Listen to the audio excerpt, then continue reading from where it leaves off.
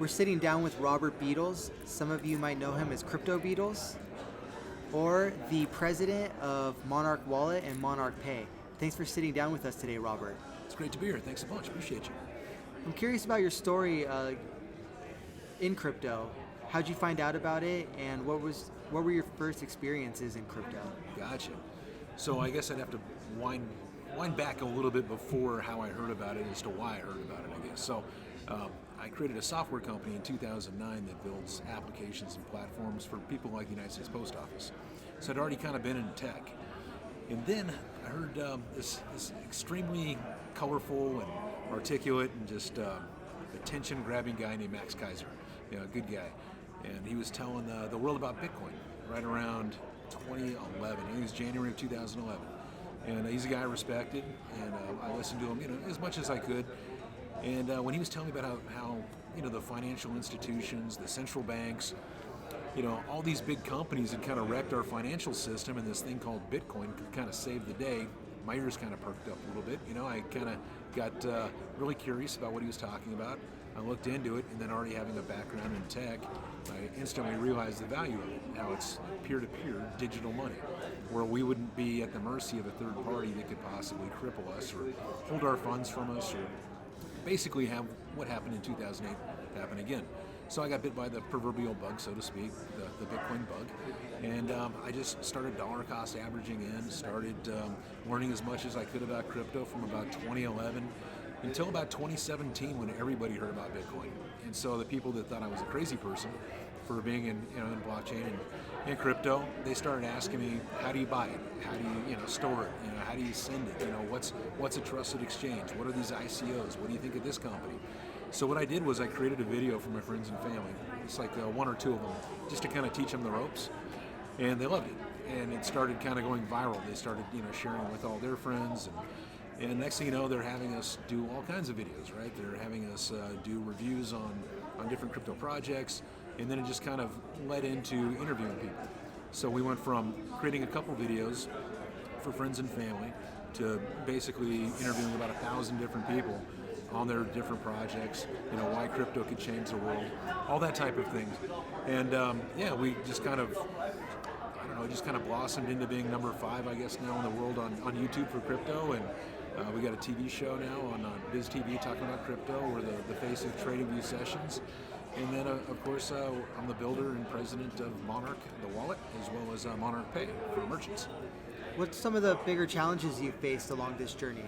Oh, it's basically, there's several, right? But I guess it would be, people are trying to educate the masses, but what really the problem is providing a real use case for the masses, getting people to use something that generates value for them, that's better than a centralized service, better than Visa or MasterCard or something like that.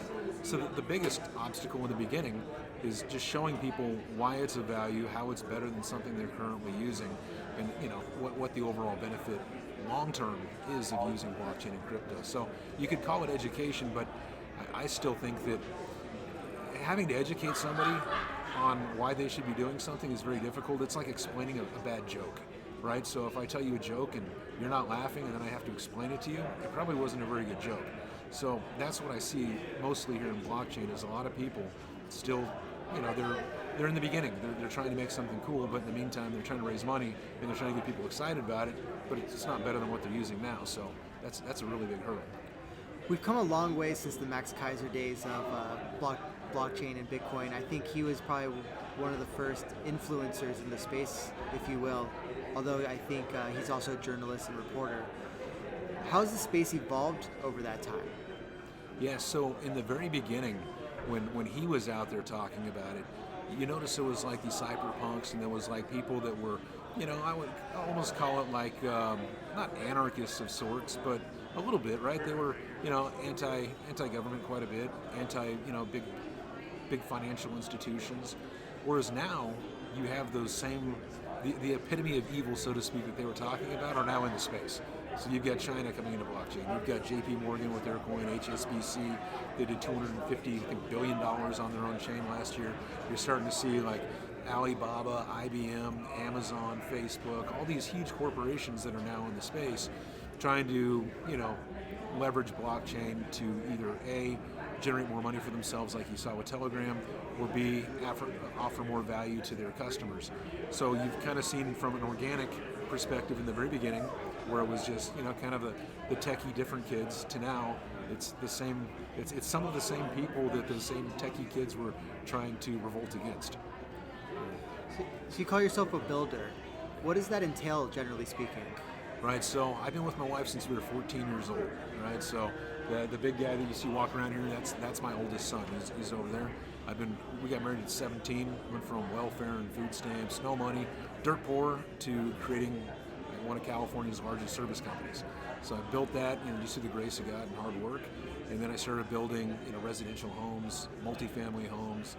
And once I got that up and running, I was able to go back to my roots of tech, build a software company, and start building applications and platforms for the government. And then built Monarch, the wallet, and then Monarch Pay, for the world. The California Service Company, could you go into further details about that? Sure, it's construction services, so we do a lot of work for companies like, PG&E, and then like AT&T, basically public utility companies, and then the big contractors that work for them as well. So we kind of work for the big contractors as well as the big utility companies as well. Well, there's a lot to bite off there. So, it's great that you met your wife, your high school sweethearts, correct? Could you maybe speak a little bit to the importance of family throughout your journey, professionally?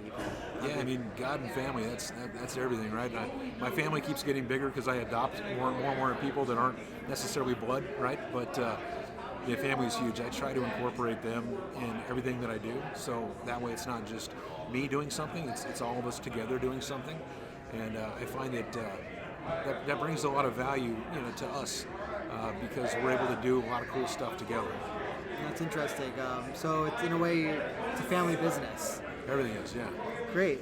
So what technologies are you using on Monarch? So we've leveraged the blockchain there, right?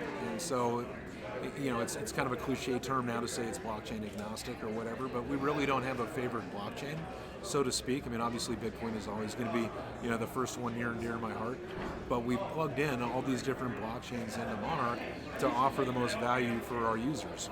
It's free, they can download it today. We've also leveraged the Ethereum blockchain to create Monarch Pay, which is, what it does is, think about PayPal, but think about it decentralized, offering reoccurring payments with nobody in the middle. So now, say you have a business and you charge, just for easy math, say $10 a month for whatever your service is. You go onto Monarch Pay, you fill in a couple fields, takes you less than 30 seconds, it generates a link.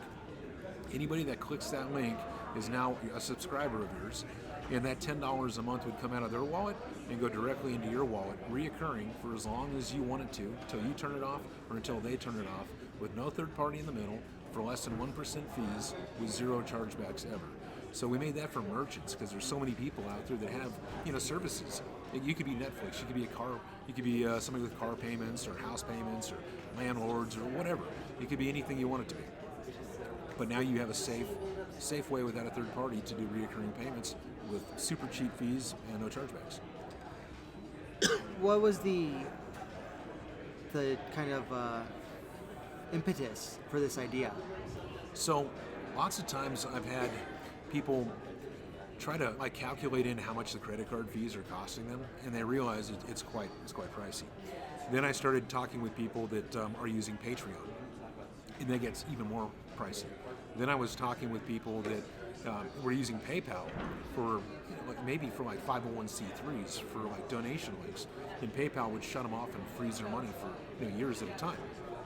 So between the merchants and just the do-gooders out there that are trying to help people, this helps all of them. So that was one of the first things, was how do we leverage blockchain in a way that's super simple, that anybody can do, using stable coins that aren't volatile, right? So you don't have to deal with the crazy price swings of Bitcoin and stuff like that. So now you got merchants that can use something that's stable, something that's reliable, something that's less than 1% and with no chargebacks, and doesn't need anybody in the middle to act as a mediator. So everybody I talked to, that was something that they needed. So rather than waiting for the technology to one day be built, we just built it ourselves, and now it's free for the world to use. What do you spend your time on in terms of Monarch Wallet and Pay these days? Yeah, so it's a combination of a lot of things, really. We're trying to make the user experience as easy as possible. The goal for Monarch is to have all the best services in crypto and blockchain in one application. So that's a lot of our focus right there. So no matter what you want to do, like currently right now, you can buy, send, store, sell, receive crypto. You can earn interest. You can use our exchange. You control the seed and the key. It's decentralized. You can check the news, your market cap. All that stuff is available in there right now. But we're adding all the best services in crypto through one login. So that way you don't have to have 40 apps. You just have Monarch, and you can access all these different companies, all these different services through one login. So that's really important because a lot of people, they would just want look at like WePay. It's like a super app. It does like all these amazing things in one thing, and that's what the Chinese have really gravitated towards. And people can say, well, yeah, the government's controlling it, the government's doing this or that, but with Monarch, it's decentralized. We're not doing anything, right? It's you're controlling your funds. You can go anywhere in the world and be your own bank. So it's really important to me to create an app that allows them to access everything that they could possibly want in blockchain and crypto through one easy login. And then to take it a step further, to make sending money as easy as a text message, an email, or just bumping your credit card. So that way it offers real value to people across the globe immediately. Great. So, your faith, how has that informed your technology pursuits? Well, I mean, God is in everything, man. I'd have nothing without Him. So, I trust in God, but I steer away from the rocks, right? So, in other words, I ask God for help, but I also put the work in. So I work harder than anybody I know. I'll outwork anybody. That's just how I've been my entire life, going from nothing to one of the most successful businesses in California. So God is in everything. I trust Him, and I know that He knows a lot more than I do, and I'm just going to keep doing what I do, and hopefully it all pays off in the end for everybody. These days, that's almost a controversial statement that God is in everything. Yeah, no, it's fine. I think I'm curious now, as Europe and the U.S. moves towards a increasingly, I guess, atheistic society, or there's a better word for that, secular society, how do the ethics and morals of religion inform kind of this new way forward? Or what are your thoughts on how do ethics and morals play a role in your business pursuits? No, I mean, that's a great question in itself. I mean, at the end of the day, I'm going to have to answer to God for everything that I do. So I make sure that when I do something, I'm doing it as ethically and as morally in line with the Ten Commandments, right? With what the Bible says, so to speak. So I don't do anything that I can't answer for. I try to keep everything as legitimate as possibly and always in the best interest of the people, not myself. And then you mentioned you had your son when you were 17 years old. What was that experience like? Were you expecting, or was that a surprise? And what advice do you have for people who are maybe in a similar situation? Yeah, it definitely was unexpected. I mean, obviously, doing what I was doing, I mean, you could expect that would happen, right? But no, it wasn't planned, and it was a big shock, right? Because you go from being a kid that's working, trying to, I've always had a really good work ethic. Excuse me, got a dry throat. I started when I was like 9 years old in my first job, putting out those door hangers on people's houses for like Century 21 and whatnot. But it was a real shock to the system because you go from being a kid, doing martial arts, football, working jobs to I got to be a dad. I got people, reliant on me. So it was a huge shock. But I mean, I guess advice for people in this situation would be, trust in God and work your ass off. So don't just, sit around waiting for a handout. Don't just sit around making excuses for why you're not successful. If you want something in life, go work your butt off and go take it. That's how this world is, man. Kind of like what Rocky said. If you think the world owes you something, go out there and take it. Great. Well, thank you so much, Robert. The president of Monarch Wallet and Pay, as well as Crypto Beadles on YouTube. Yeah, there you go. It was a pleasure, my friend. My pleasure. Thank you.